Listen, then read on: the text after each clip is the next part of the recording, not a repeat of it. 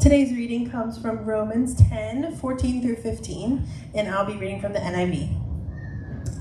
How then can they call on the one they have not believed in? And how can they believe in the one whom they have not heard? And how can they hear without someone preaching to them? And how can anyone preach unless they are sent? As it is written, how beautiful are the feet of those who bring the good news. The word of God for the people of God.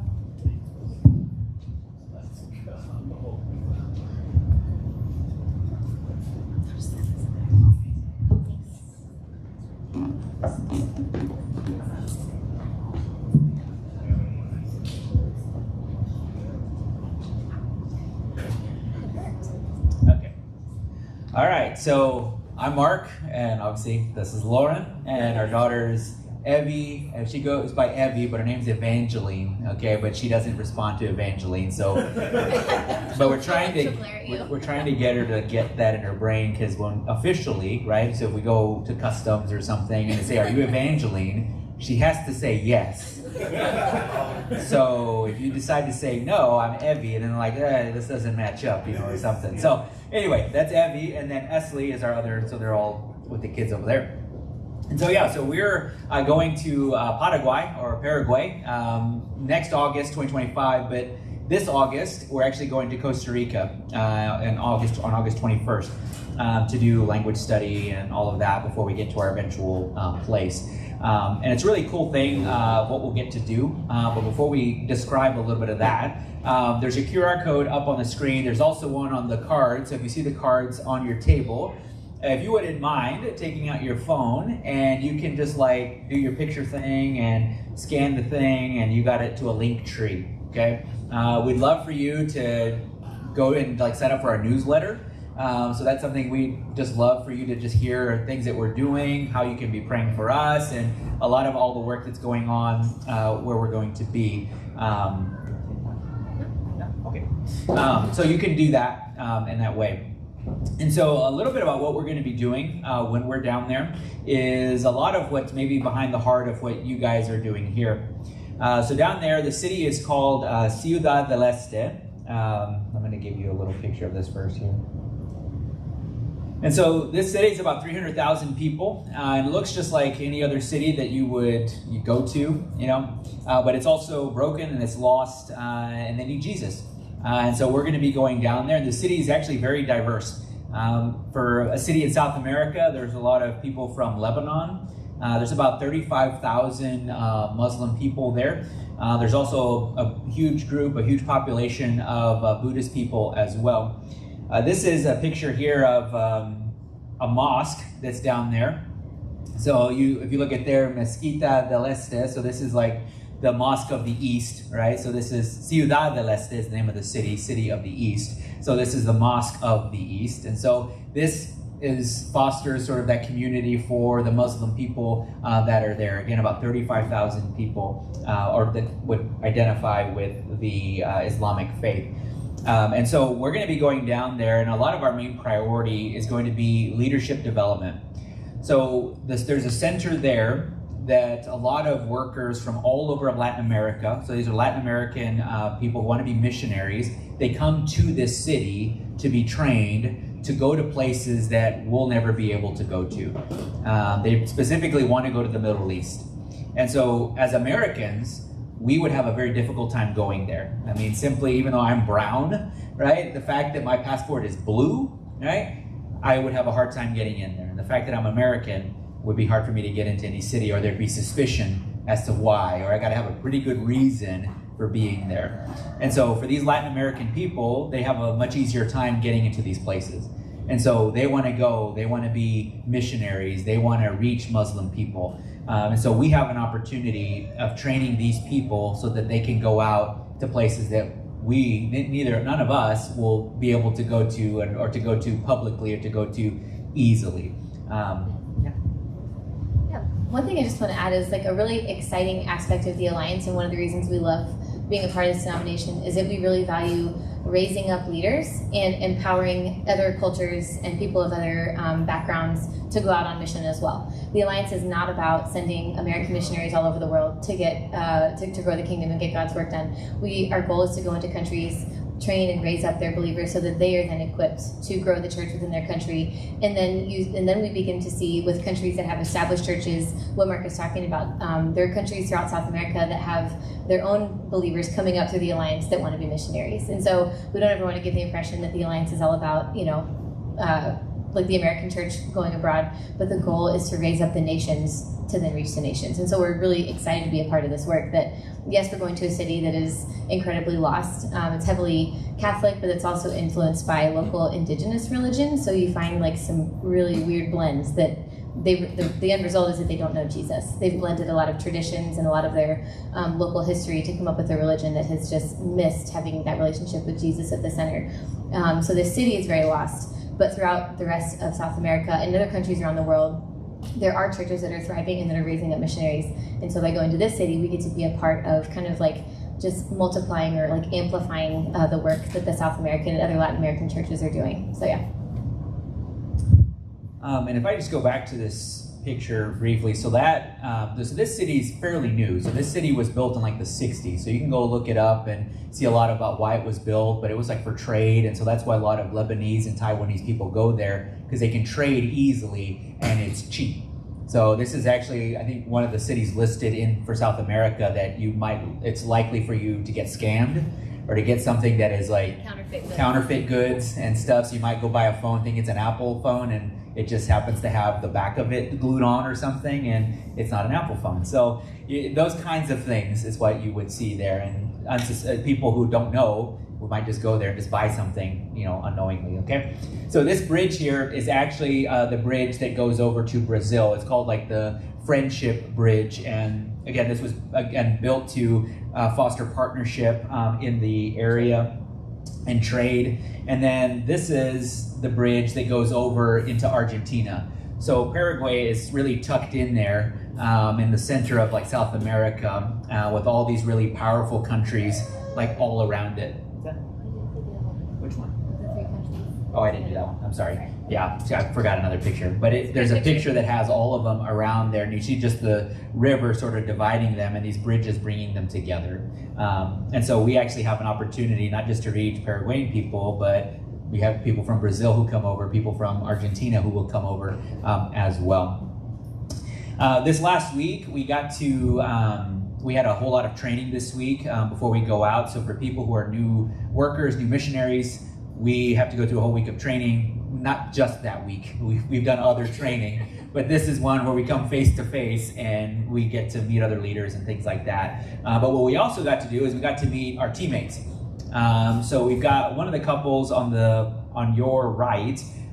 They are going with us to Costa Rica and then going to Paraguay. The couple on the far left, they are on home assignment now. So they're coming from a place in the Middle East, coming here for their what we call home assignment. So they spend a year in the United States going across speaking to various churches, and then they will join us in Paraguay next August.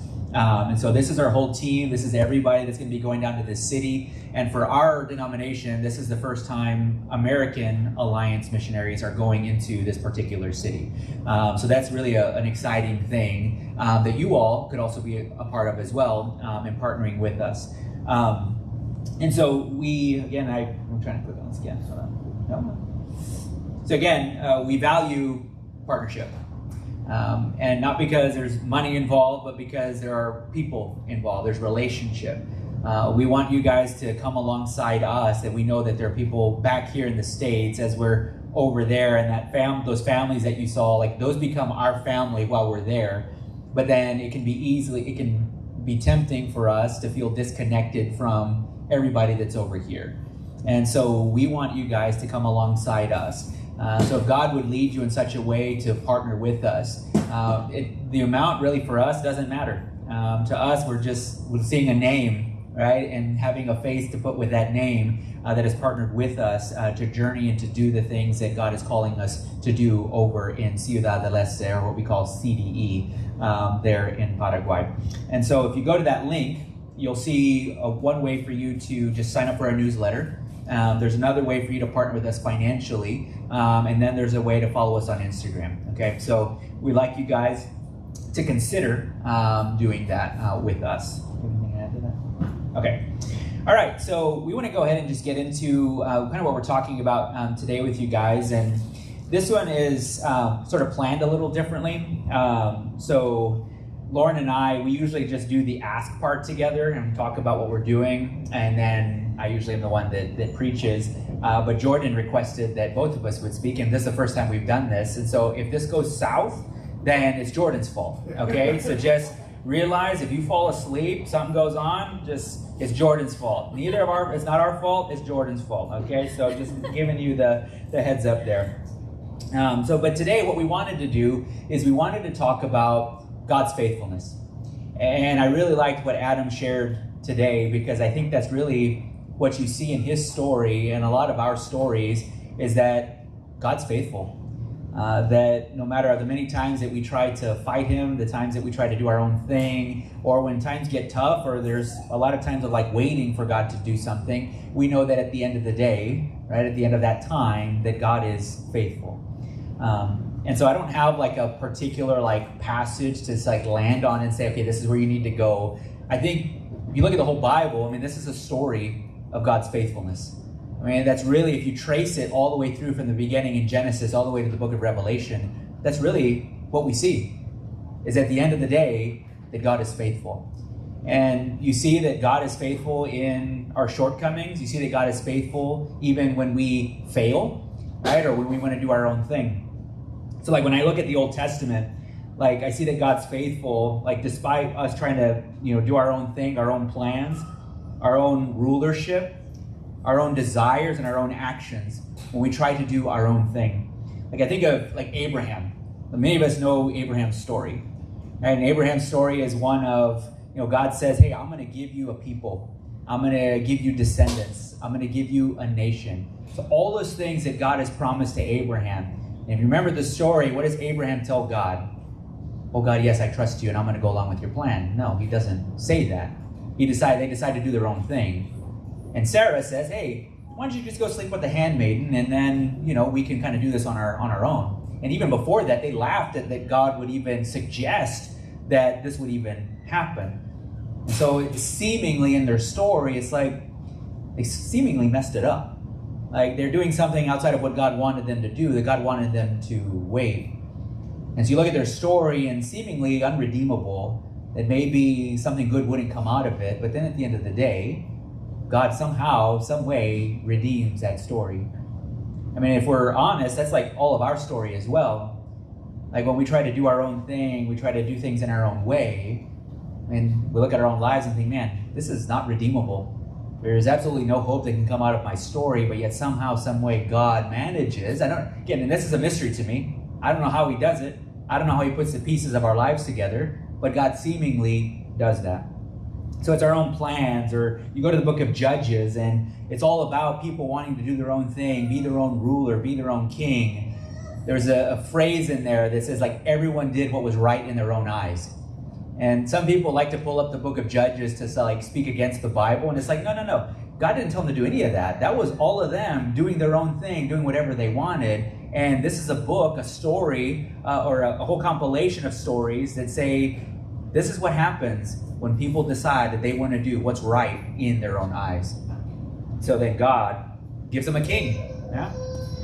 Or you look at King David even. Once they get a king, a man after God's own heart, and goes off and has an affair. He does all these things however he wants to do them, living by his flesh, living by his own desires. And look at his story, and it's like, this is unredeemable. There's no hope. But yet, at the end of the day, God can redeem even a story like that. So it's not just through failures and shortcomings that God is faithful to us, but even the times of waiting and the hard times. I mean, you guys know Joseph. Joseph was highly favored by God, and he was highly favored by his father. And his father gave him this nice, beautiful coat. But his brothers were jealous. His brothers decided, well, you know what? Do what any good brothers would do, and they want to kill him. They were like, well, let's kill him, but let's not do that after all. We want to get something out of this. So they put him into slavery, and so then the whole story of Joseph is him in slavery. But then at the end of the day, when he meets his brothers again, like he was in a place of power, and he could have had his brothers in prison. He could have had did something else to his brothers, but instead, what does he say? He says, what you all meant for evil, God meant for good. So like even at the end of his story, he can still see how God had been faithful throughout that entire time. You go through the Israelites in the desert, you can go to Job, you can go to the prophets, you can go to the Psalms, you go to all the people in the New Testament who had been touched by Jesus, right? Whether they've been in difficult times, they were possessed, or they were sick, that God's life then is infused into theirs, and he shows himself to be faithful. Now, I think when we look at the Bible, you can go to a lot of verses to sum it all up. You look at something like John 3:16, that for God so loved the world that he gave. But I wonder if, and I don't think this is a stretch, for us to maybe even rephrase that and say, for God so loved the world that he was faithful. Right? He was faithful to do what he said he was going to do. Right? His whole goal was to redeem humanity. And if you look at all the stories, it's everyone trying to attempt to do something to get closer to God, and yet we fail time and time and time again. But yet it was through Jesus that God ultimately redeemed that whole story, each and every one of our stories, bridging that gap that we've created between us and God because of our own sin. And so, for God so loved the world that he was faithful, and he gave his son to die for us. Now, I love in the New Testament, like time and time again, especially in Paul's writings, you see that Paul would say something about our life. He'll say something about our condition. And if you are familiar with the New Testament, you see that time and time again, Paul will say something like that we're dead in our sin. He'll say something like that we are far from God. He'll say that we are children of wrath. Like, I don't know if you ever tell your kids that. I mean, I would never tell my kids that. But yet, maybe we think those things sometimes. I don't know, children of wrath, maybe, I don't know. Maybe, I don't know what they are. But we're all broken people. But yet, either immediately following that, or even a few chapters following, there's always this phrase, but thanks be to God. Like, the only reason that our stories are redeemable, the only reason our stories have hope, the only reason that we can see any kind of like glimmer of light in our story is because God is faithful. That God is faithful to bring us through the hard times, the times of waiting. He's able to redeem the times where we want to do things in our own way. We want to do it in our own time. But yet God has time and time again shown himself to be faithful. And so for us, as now going overseas, like over time, we have seen like God be faithful to us. That God has been faithful in the good times, which is always easier to say that God has been faithful in those times because everything's going well.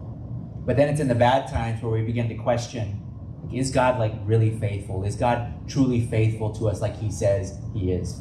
Because we can read this book and it's tempting for us and easy for us to say, well, all these stories of God's faithfulness are all for those people.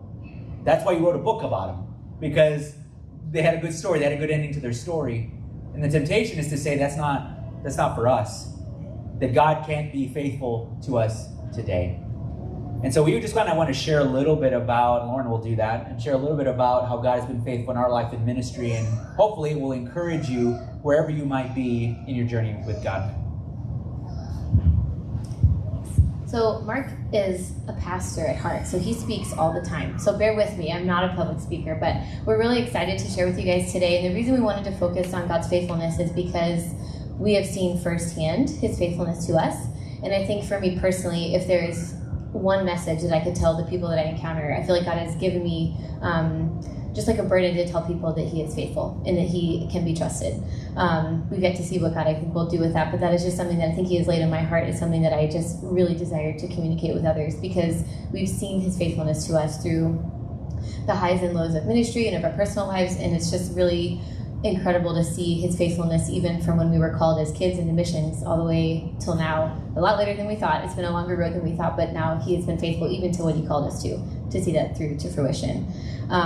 Our life hasn't had like Old Testament levels of catastrophe, but there've been like a lot of challenges that have really hit us very hard personally and just really like tested our faith. And so we're so grateful to be able to say like that God has carried us through. We're not up here because we're awesome people. We're not. But we're, okay, Mark's awesome, whatever.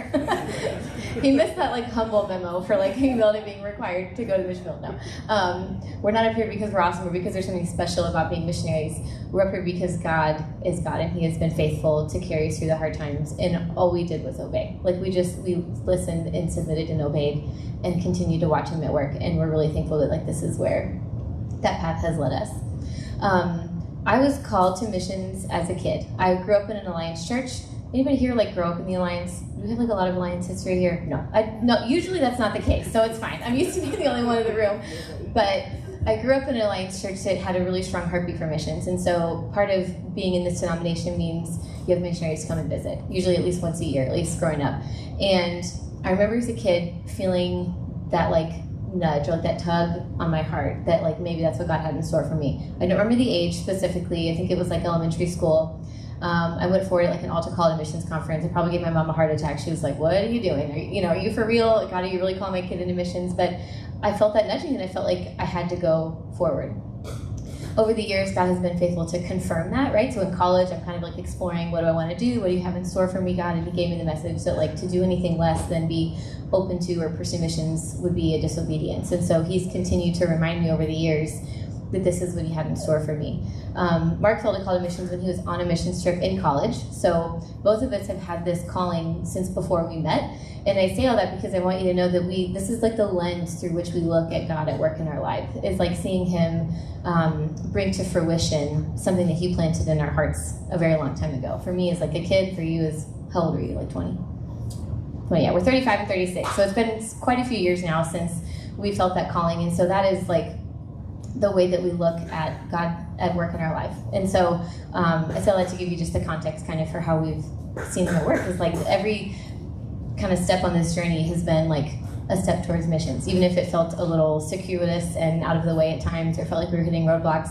He has been good. So we've been in ministry now for about 10 years, and anybody in ministry or adjacent to ministry knows it's always easy all the time, right? People are never difficult. People never do things that hurt you. No, I wish that were the case. We've been in ministry for about 10 years, the last 8 years of which have been down in Bowling Green, Kentucky, but we're about an hour north of Nashville, or we were. We sold our house. We don't live there anymore. But we've been down there for about 8 years, and it's been a roller coaster. The Alliance actually has you serve in ministry before going into missions. So to give you some context, that's why we were in ministry. They like you to get some experience, which is really wise on their part, really incredibly wise to give you that real life experience before you go overseas. But we've been at Bowling Green, and we felt like God had led us there. There was like a really big international ministry as part of this church. And we were like, hey, we're interested in missions. We have the chance to do some international ministry here. This is awesome. Well, lo and behold, there had been some dysfunction in the church before we got there that we weren't fully aware of until after we arrived, and the church ended up kind of going through a split about 1 or 2 years after we got there, and that was devastating. To at that time we were in like our mid-20s, and so like to like a young couple in ministry, we were like, what are we doing wrong? Like, why did like half of our church just leave? And we weren't large to begin with, so a split in a church of about 50 people hits a little different when now you're looking at it like 20 or 30 people in the room, and that was like just a huge blow to us. We really respect those people who made the decisions to leave. I don't think it was personal. It's just there was a lot of stuff going on. So there wasn't like animosity. It just was everybody came to the realization that we're not going the same direction and this might not be working. But again, as a young couple ministry, we just couldn't understand like why God had called us to this place and then like pulled the rug out from under us, like made us question like why are we here? Are we the right people to be here? Do we even need to be in ministry? But God was faithful even through that to put people in our lives who carried us through, who we literally could call. And our church's like regional office is in Lexington, like 2.5 hours away. So we could literally call people and be like, we need to meet. Can you please like meet us halfway? We could meet up and just cry and like have these people there to encourage us and comfort us and remind us that this is part of the call to ministry, is that it's not always going to be rosy. And so that was just a point in our life that felt like a low in ministry, to be honest. It was a really hard season. In the midst of that same season, I got laid off from my job at WKU just due to like budget cuts, which was like another kind of just like gut-wrenching thing about like, okay, God, we thought you brought us here, and now like everything's falling apart in the same year. We didn't really know what God was doing. But around that same time, he also led us to open, start like a Bible study in our home with some people that we met at the gym we were going to. And suddenly we were seeing, like, totally separate from our church, we were seeing God bringing other people into our lives that we just had the chance to witness to and walk through the Bible to. I also got rehired at WKU, which was like another incredible story of God's faithfulness. He sort of nudged me to wait on him for a job, and sure enough, my old supervisor called me back and said, somebody else left and I can bring you back, will you come back? And I was able to have that role again. So that doesn't, I mean, it might seem like a story that's like totally in a separate arena, but for us it was like a confirmation of, we are still meant to be here. God is still going to provide. Half of our church might have just left, but he's bringing other people into our life that we can minister to. We were questioning, like, can we stay here? Do we need to go elsewhere so I can find a job? But he reminded us, no, you're supposed to be here. I'm going to continue to make that possible. And so that was like, after a low of our church kind of falling apart, or what felt like falling apart, it was like, those were some really good concrete reminders in that year of our life that God was still in it and we were called to persist. Another way that he's kind of shown his faithfulness is how he's used that ministry to then like prepare us for what we're going to be doing now. So this is something that we've only seen in hindsight, but it's really cool to see how God was weaving this story all along. So one of the reasons that we felt led to this church in Bowling Green was their international ministry, and over the years it's been really neat. We've had a lot of outreach to Chinese people in the community, so often coming from like a Buddhist background or something, not necessarily Buddhism, but other sort of like Eastern, like Asian religions. And we've also had a lot of outreach to Afghan refugees that are in the community when they started arriving after the fall of Afghanistan a couple years ago. And then we begin to learn about where we're going in Paraguay and discover that the largest immigrant populations there are Muslim from Lebanon and are from different Asian religions, including Buddhism from Asia. And we see like how all along God knew what he was doing. So what looked to us like just, a church position he'd given us to help us prepare ended up being a crucial part of like forming our identity. But again, that's an aspect of his faithfulness that we can only make sense of in hindsight. And so had we not been willing to submit to his calling and just wait on him to act and to move, we might have missed that he was calling us to stay there because he knew what he was preparing us for. There are many times over the years that we like actively wanted to leave ministry. We were like, this isn't working anymore. We can't see what God is doing. We don't know where he's taking us. It feels like the mission field is 30 years away. But he never released us to leave Bowling Green, which was really interesting because we just felt like all the signs were that we should leave. Ministry was hard, so after that first kind of difficult split, we had just some other like ebbs and flows of people leaving and encountering challenges and feeling like we were doing all the right things according to the textbooks, but nothing was working. And so we're like, what do you have for us here, God? Why can't you release us to go somewhere else? But there was just a quiet voice in us that said, you're supposed to stay. We didn't know why. It didn't really make sense at the time. And to be honest, we were kind of frustrated because we were like, please, just like let us leave. But in hindsight now, we see that that was him keeping us in a place that he knew we needed to be to prepare us. Because had we left prematurely, we would have missed just the incredible relationships we got to build with other communities in Bowling Green. We would have missed out on the ministry that he had for us there. Our ministry is not huge. The church in Bowling Green still isn't huge, but they've just had a unique role to play in reaching the nations that come to Bowling Green. And I'm so thankful that God nudged us and that we were able to stay there, because I would have been so sad to have missed that now that we see how he was writing that story together all along. Another way that he's shown his faithfulness is in calling these teammates that Mark shared. So we were the first of the 3 couples that are going to be going to Paraguay. We were the first that was like officially appointed, and we can officially say we're going. And we were super thrilled, but also super concerned for our girls, because we were going to be like the only couple there. We don't know like what kind of connections are our kids going to be able to make. How are we going to feel being alone in the city? We'd have the support of the other missionaries throughout the country, and they were going to do a good job of helping us acclimate, but we were excited but also a little terrified because we didn't feel qualified to do that on our own. But then over the subsequent weeks, another couple got officially appointed, and they have 4 kids, close to our kids' ages, and then another couple got appointed. You have a picture?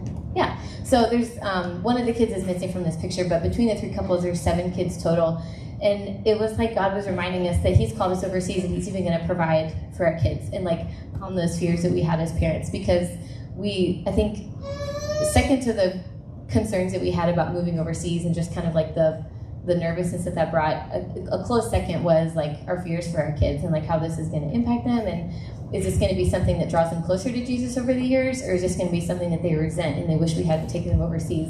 and to know then that they've already they're like besties already, like all of them from hanging out this past week in Columbus, but to know that God was already, before we even had met these couples, he was at work in their lives to call them where we're going as well. Like, he's just weaving together these threads, again, that we only can see in hindsight, but it's just been such a gift and has given us such peace about continuing to walk through the store. And so we're really thankful for that, for seeing how he's provided for like every aspect of this. And I am the tallest. So the picture, I'm not on my tiptoes. I am the tallest. We're on average, we are a very short team. Yeah, everyone's like short, and I'm like up here, and I'm just like, you know. Yep. But yeah, it's all three couples. We're all between the ages of like 35 and 40. Like, we're all like in similar like life stages, different experiences. So it's going to be a really rich team dynamic because we all bring different things to the table. But it's just been really, really cool to see how God brought this together, and like only he could have like authored that, right? We couldn't have engineered any of this, but it's really been a gift and an evidence of his power and his faithfulness that he called all of us and enabled all of us to go at the same time. Even as far as like allowing the other family with 4 kids to be sent to Costa Rica first with us as well, because a big source of anxiety for me was taking our girls to one country to learn a language and then uprooting them a year later to go to a different country, and I was really struggling with that. Like, they're going to make friends, they're going to have to say goodbye to their friends in Kentucky, then they're going to make new friends and have to say bye to them a year later and then go. But God even had us covered there, right? So we get to go and they get to be friends with this other family, and there'll be this point of continuity where they see that we're making this journey together and they're not alone. We're not constantly like uprooting them. I mean, we are, but God is in it, and he's providing for that for them emotionally, which we're really thankful for. He's provided for us financially as well. Within the Alliance, we have to raise about half of our like ongoing support to stay on the field, and so they provide coaches, and they've walked us through that process, which we're really thankful for. And God has been good to get us like almost all the way to our goal. But one cool way that this was demonstrated was with regard to like purchasing a vehicle. So in Costa Rica, we won't need a car. We can like walk to the school and like walk around to get everything we need. But in Paraguay, you can't really get by without a vehicle. We'll have to buy one. And the other missionaries in the capital of Paraguay, in Asuncion, said that, hey, we're going to have a vehicle available for you. You won't have to buy one. We're like, fantastic. That's like $20,000 less that we have to raise. That's awesome.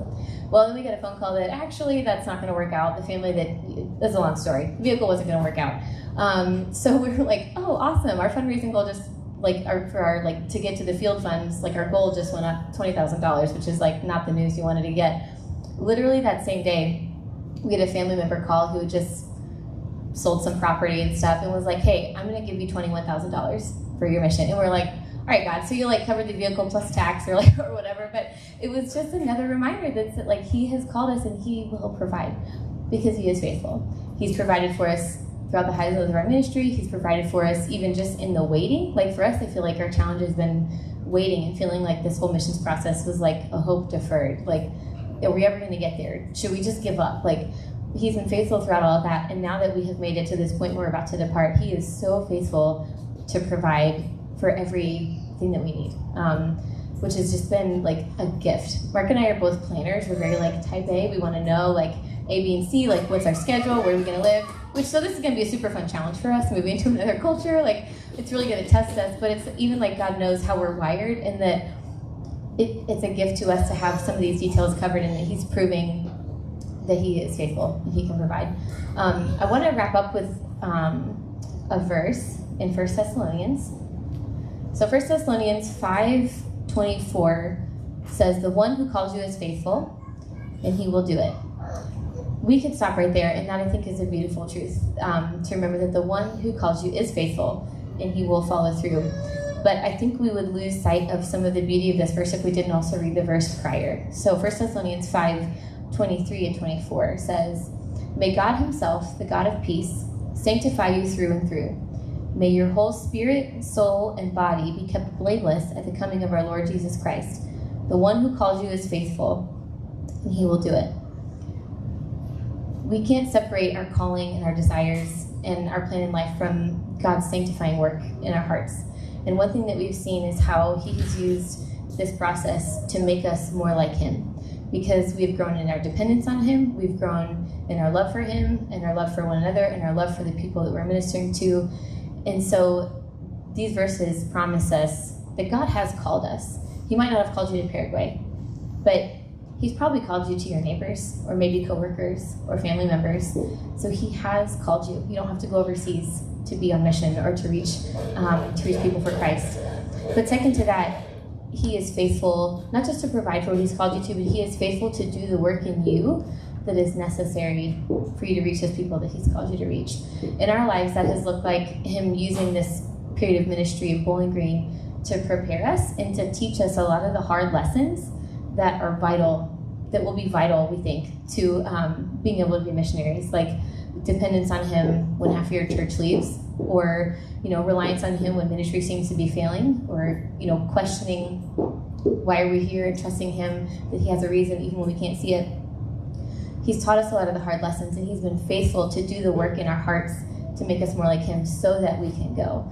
And so he is faithful both to provide, he is faithful also to do the work in you. And so I invite you to consider, it might not make sense until you get into the future and have this hindsight, but I invite you to consider, what could God be using in your life now to demonstrate that faithfulness to you?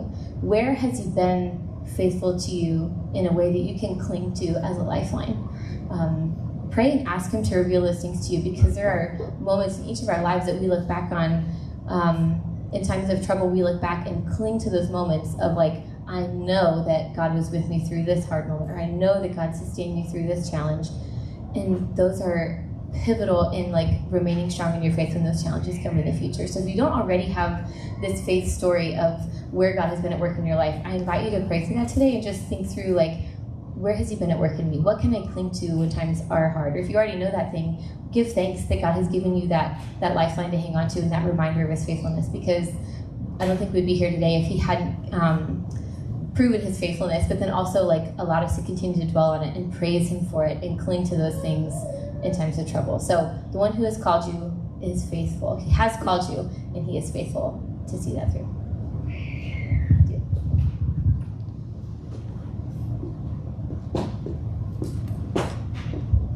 Thank you, Mark and Lauren.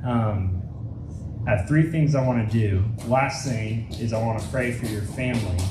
But tell me, as I was imagining this, I imagine praying for you two and your daughters with you. But I'm asking you guys, would you prefer, we could pray for you two right now, it'll be a little bit more calm, or we could pray like right before lunch with your daughters and it'll be a little more chaotic. What would We'll be embrace the chaos. We can do that. embrace the chaos? Yes. Yeah, I think that would be special, and I think our children would enjoy surrounding you guys. So I will ask you guys at lunch just to share a few prayer requests, so you can begin thinking about that. The 2 things I want to invite us to do is at Delco, we always have a time of response, right? Where we don't want the word that God has spoken today through Mark and Lauren to be taken from the enemy, right? We want it to find fertile soil. And so my invitation to you